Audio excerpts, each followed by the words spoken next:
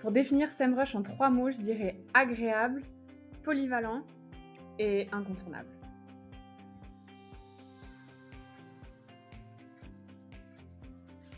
J'ai commencé à utiliser SEMrush avec tous les outils gratuits parce qu'il y a déjà une sacrée palette de fonctionnalités auxquelles on peut avoir accès sans payer la souscription mensuelle. Donc pour quelqu'un qui commence comme moi à l'époque où j'ai découvert le SEO avec un petit site, c'était idéal d'avoir déjà quelques petites infos sur les choses à améliorer et aussi de me rendre compte de tout ce qu'on peut faire avec SEMrush et dans le SEO et dans le marketing digital.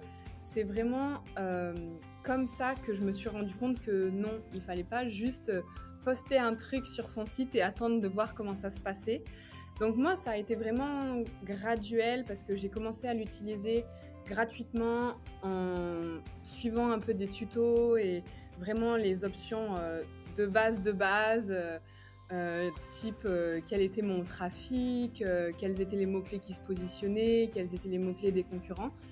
Et puis, plus j'ai commencé à me professionnaliser en SEO, plus j'ai découvert d'autres outils, comment ça fonctionnait. Et au bout d'un moment, évidemment, on doit passer à la version payante pour pouvoir faire un suivi dans le temps, pour pouvoir croiser tous les outils correctement, avoir toutes les données, etc. Donc, pour moi, ça a vraiment été comme ça. Et maintenant, c'est indispensable.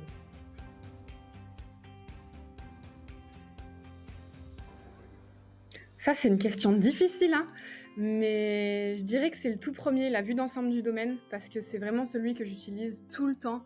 Dès que quelqu'un me parle d'un site, ou dès que j'ai un prospect, dès que j'ai besoin de savoir quelque chose sur un site, c'est le premier réflexe que j'ai. Je vais voir tout de suite sur SEMrush dans la vue d'ensemble du domaine pour avoir une petite idée du trafic organique, s'il y a des backlinks, quels sont les mots-clés qui se positionnent.